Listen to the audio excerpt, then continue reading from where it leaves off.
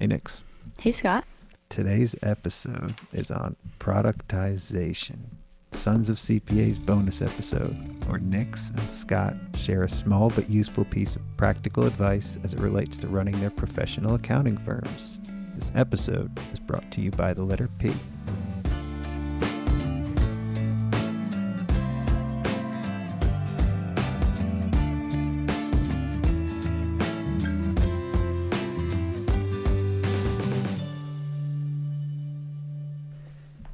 Yeah, I like this topic because it's been top of mind for me lately. I'm trying to productize a new service right now, so I can talk about all the trials and tribulations I've had doing that. Cool. Define productization for our listeners. Okay, I got this definition from Investopedia. Productize refers to the process of developing or altering a process, idea, skill, or service to make it marketable for sale to the public. Productized services can also be packaged and offered as subscription-based services. Beautiful. That's perfect. I think it's perfect because I think that fixed fee pricing and how that's now becoming more normal for our industry has forced us to productize our services.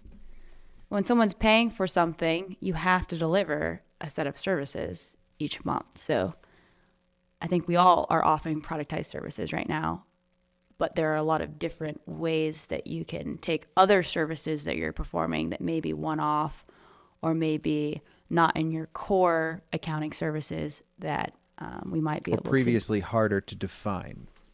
Yes. So defining our services is an important part of productizing them. Like, we have to understand them in and out. We have to understand how to price them, how to deliver them, how to keep people happy with those products.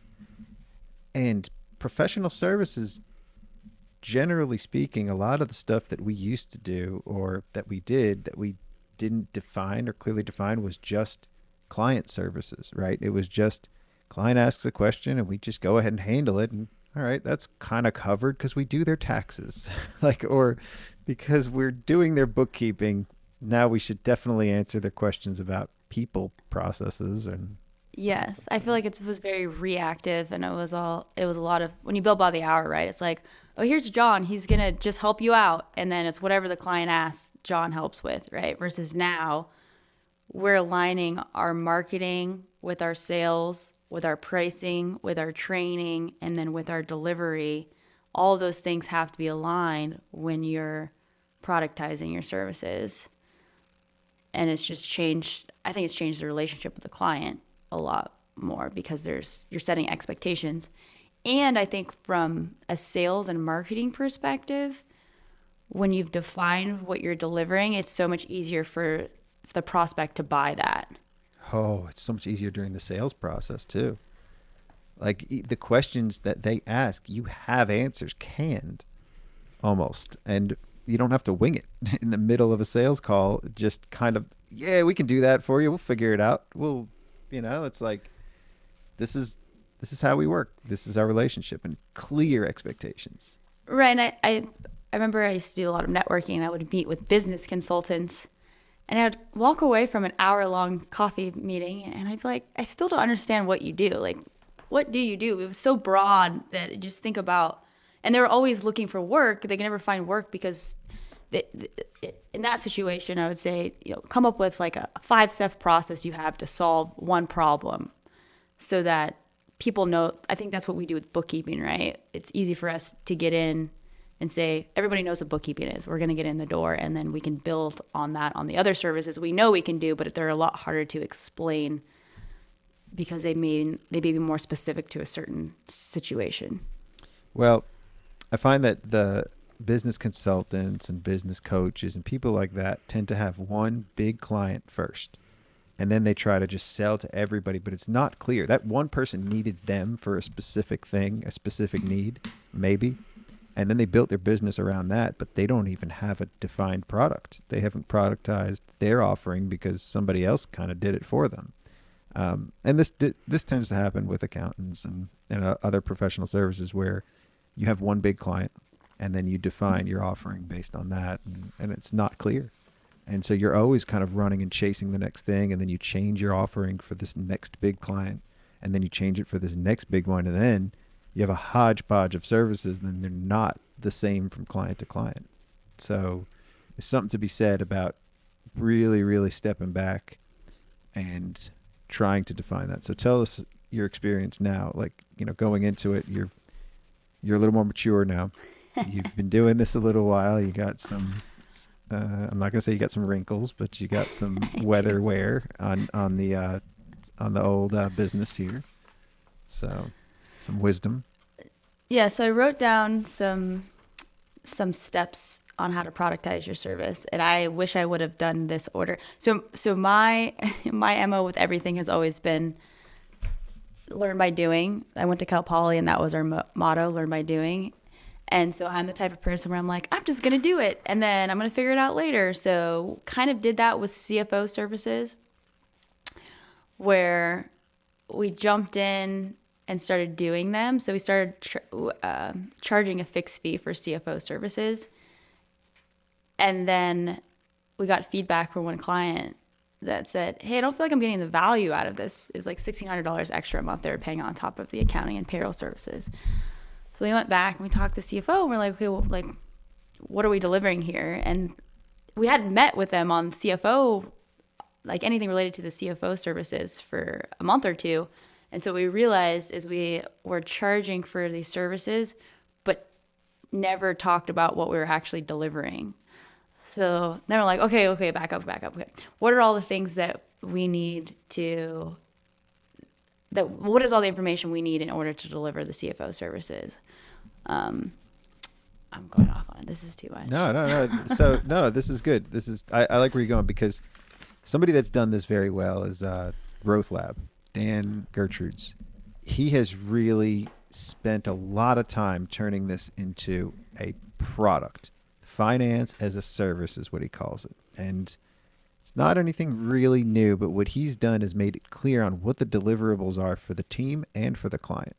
So it's not just somebody selling this. Like you may be very clear when you're selling it, and that's why the person bought it. But then you turn around and it's not so clear for the person trying to deliver that service. And then the client's not clear anymore, because time just kind of kills that whole momentum that they had going into the relationship too. Right. And we had a CFO working on it that came from doing hourly billing. So he didn't have a process built out for it yet. So as soon as we got that feedback from the client, I spent like 4 hours building out this meeting cadence and what we're going to talk about, an agenda to look at their sales pipeline and their people and all these different things. And then we went back to the client and said, okay, here's how we're going to fix this. We're going to have a weekly meeting. Then we were like way overkill what the client needed, right? We're like, we're going to have all these weekly meetings, and we're spending this, then our margin was just crap. So we're figuring it out still. But what I realize is you could over deliver too. That's right. That's and so problem. What I'm realizing is there's almost like 3 levels of advisory or CFO services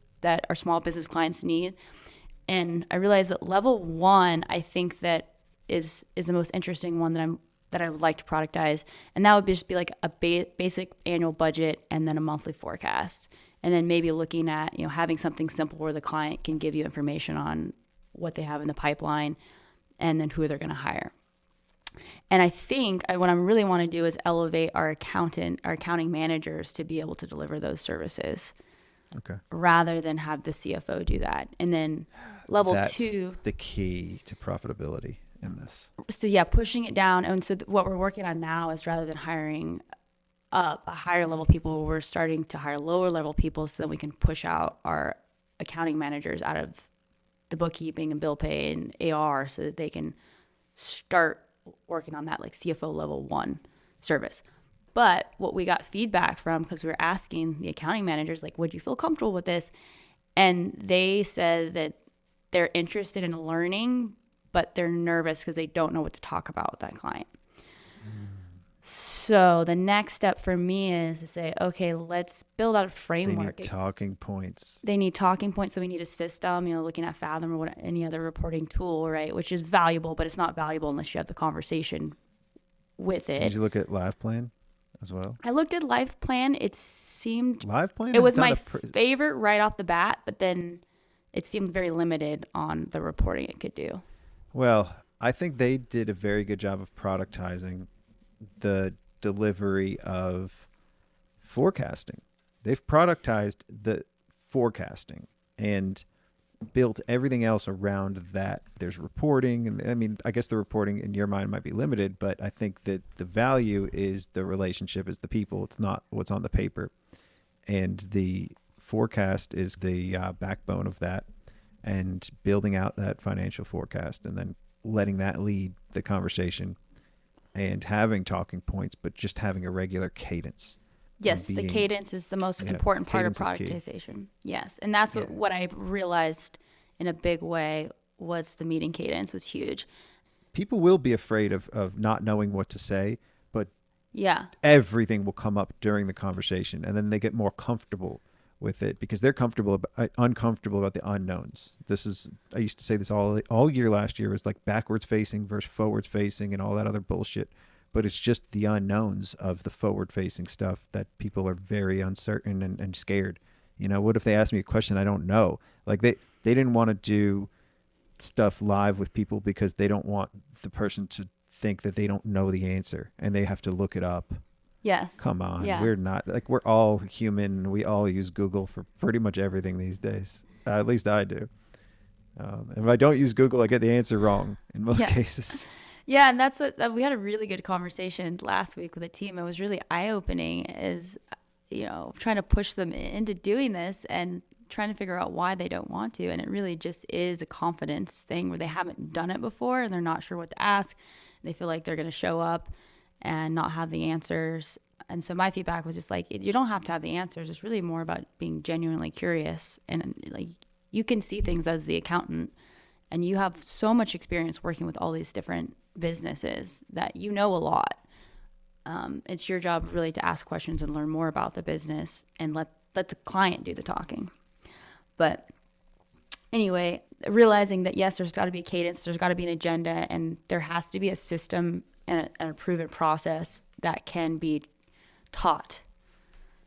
And then I would say level 2 CFO services would be more of like your Excel jockey that's doing more advanced data analysis, where you'd have to be like pretty good with Excel.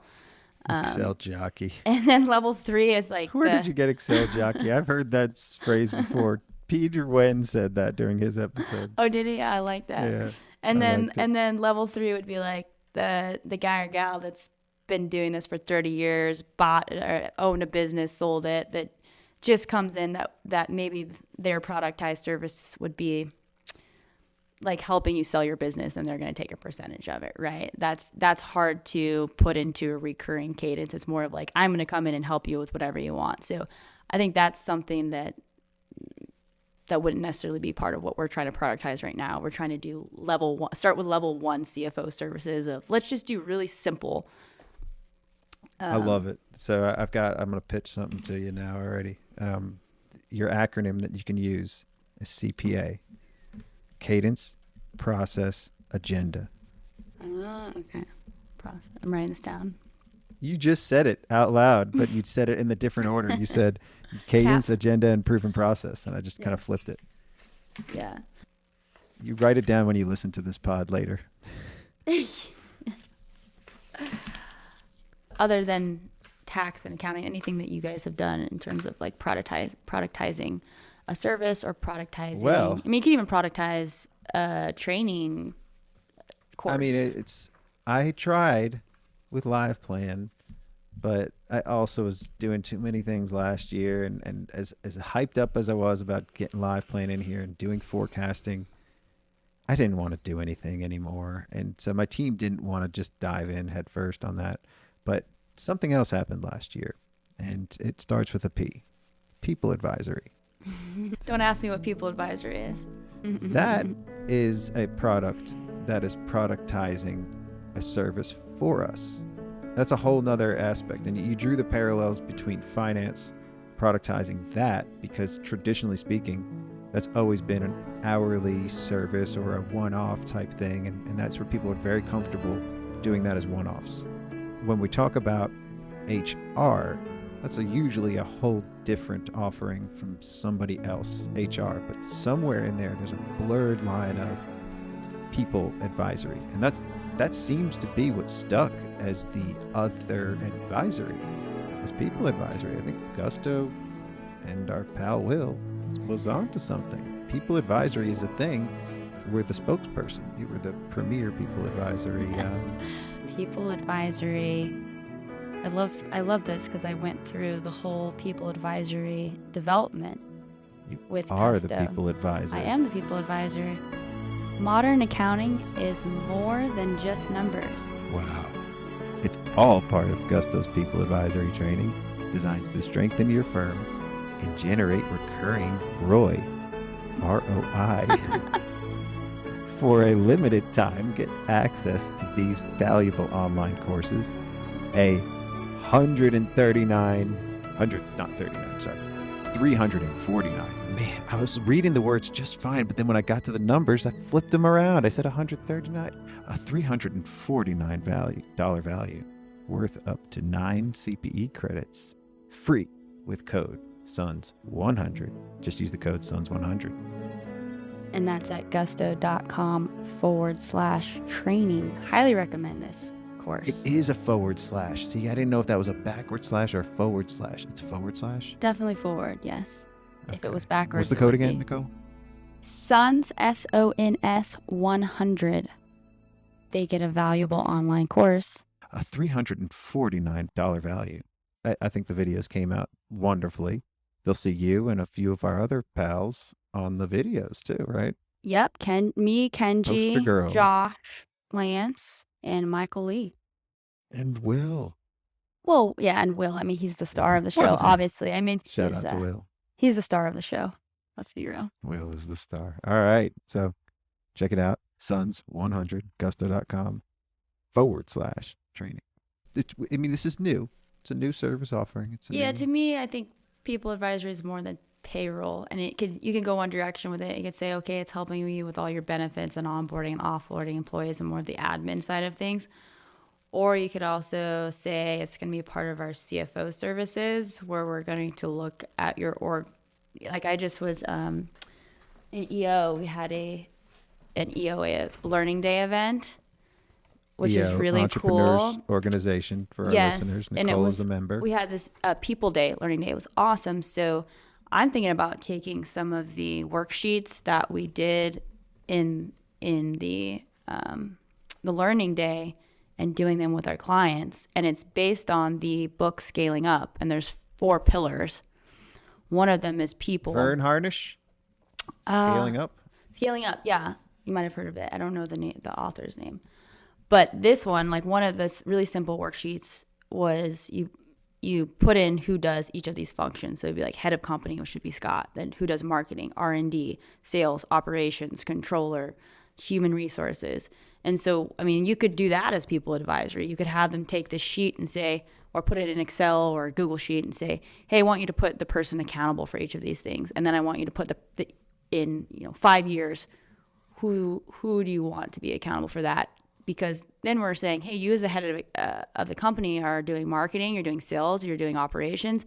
Hey, maybe you should hire an operations person so then you can focus on whatever. So funny that EO suggests scaling up, and I've heard this before, but there's EOS, which is the alternative to scaling up, basically. Traction. Right, we were just talking about that today. An accountability EOS chart. versus, yeah. And they're both, our EOS guy said you could do one or the other, but don't do both. Or don't use both as your systems, because it's really just coming up with processes and systems, and that's why it's called EOS. It's like the entrepreneurs organized. I think it's organized system.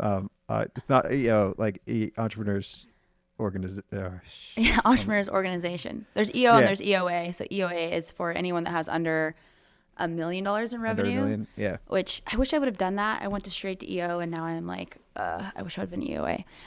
Because I feel like EO is more about self-improvement, personal self-improvement. Like you've already got your business down. It's good. Now you're going to work on yourself. And I still feel like I'm more I want the applicable business advice. I But spent a year working on myself. Now I'm trying to work on everything else. yeah, I don't want Now to I'm work on going myself. back to my business. I'm Yeah, I got to work too on my business impatient to again. work on myself. But anyway, what I was saying is like this is another way that we could productize a service, right? Like you could give someone on your team this worksheet and say, here, give this to the client, have them fill this out, and then maybe you give them a people one, and then there's another one that's like the other pillar is like cash, which I'm sure it's anything financial. I haven't done that one yet. But let's say you take a worksheet from that, and then you have all this exercises that you can have them go through, and then you can sell it as part of your level one CFO services.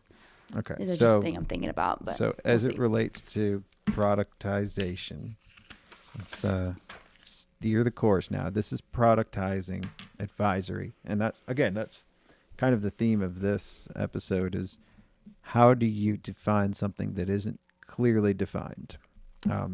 And it's very important that you and your people understand the service offering. And this could be like you went back. I'm going back to, you asked me at our firm if we've done anything recently to productize. And honestly, it's still just clearly defining what our subscriptions are and what we're offering. And I think now more than ever, we're consistent in our proposals. Our proposals have been very consistent. We're just kind of using templates. Pricing has been a little too consistent. I like for that to vary a little more, but I'm trying to productize the prices and trying to get them pretty standard across the board based on the client. It's something that I think you should always be defining and refining and keeping at the forefront and keeping very clear, because it's the communication and the general understanding from both parties that usually could be, or general misunderstanding that could be the pitfalls of clients that's leaving, or something bad happening is because misunderstandings and miscommunication. And just, if you don't have a clear product, it's always going to be unclear. Well, one thing about productizing is you can hire less expensive people to perform the services because you develop a system they can follow, versus if you're more consultative, you're going to have to hire someone that's more expensive because they can just think on their feet, right? Yeah, your margins will suffer. I wrote down the steps to productize your services in my experience. So, step number 1, find a recurring problem or need that you're constantly seeing from your customers. So define the problem, or figure out what the problem is. And it has to be something that comes up repeatedly, not just a one-time problem. 2, develop a solution to the problem. 3, create a system that is repeatable and can be taught to others. Number 4 is train others on the system. And then number 5 is deliver the services, get feedback, and continue to improve. When do you price it? Good question. So that's the challenging part on the pricing side. Typically, when I'm trying out a new service, I'll price it low just to get experience, because I'm just like, if you can cover my costs while I test this thing out, I'm happy with that. Yeah, beta test. Refining your steps, because so that's discovery of the recurring problem. Solution and systematize would be right there in the middle, and then pricing, marketing it, and training it, and then delivering it and selling it, right? Mm-hmm. So whatever comes first and however that order is, but I think you've done a pretty good job. I think all you kind of missed was the marketing and the pricing of it, because that you can't deliver it until you price it and you have clients. So, but there's a beta testing period for any product, and you need the feedback loop too. You need to know what's working, what's not working, and then pivot as you continue to spiral up and tighten it a little bit. Yeah, I think the best thing to do is find your 3 best clients, or clients that you have a really good relationship with, that you can say, hey, I'm trying this new thing out. Will you give me feedback on it? Will you tell me how much you would pay for this? And that's the best way to do it, is just get real world experience rather than trying to do it all theory and get it perfect before you roll it out. Theory. Used to love theory. It's theory, practice, and then mastery, right? You got the theory. And then you have to put it into practice, and you have to get good at it, and then you've mastered it, and then that's it. You know, that's your thing. I think I'm still in the practice phase of podcasting. I think you got it down pretty good. I haven't mastered it yet. Practicing. So, care to wrap this up for us? I think this has been good, concise. I think this might be our best episode yet. Very prepared. Yeah, I don't know. We'll see if the being prepared helps or not. I think so. I listened to the proposal one today. We were pretty prepared for that one. I thought that one was good. Yeah, we did some planning on that. We had a list of things, and we talked about that list. So that's good. Cool. Well, productization, that was our longest P word yet. So this might be scrolling across your screen. It won't just fit on one. You're going to have a ... in the middle of the word, or you'll just see it scrolling as you're playing the podcast. Hop on there and leave us a little review if you liked this and you want to hear more. We got to get some more engagement here, right? So follow us on LinkedIn. Maybe we should have a review. Maybe we should have a call-in number. We should have what? Maybe we should have a call-in number. We have an email. We've talked about this, but I have to resubmit the Google Voice thing. I don't know. We don't even have an email. We'll get just there. give them your direct line. We'll get. See, that's part of the practice. Yeah, I'll give them my phone number, my cell number. That's actually probably most people who listen to this probably already have it anyway. So I don't know. I don't even pick up my phone anymore. I used to be the one calling everybody. Now I don't even pick it up. I know you did. You used to call me. People Well, you used to call me once a week, and then we talk about the same stuff. But now we actually record it. People are just a fly on the wall for our calls now. Yeah, exactly.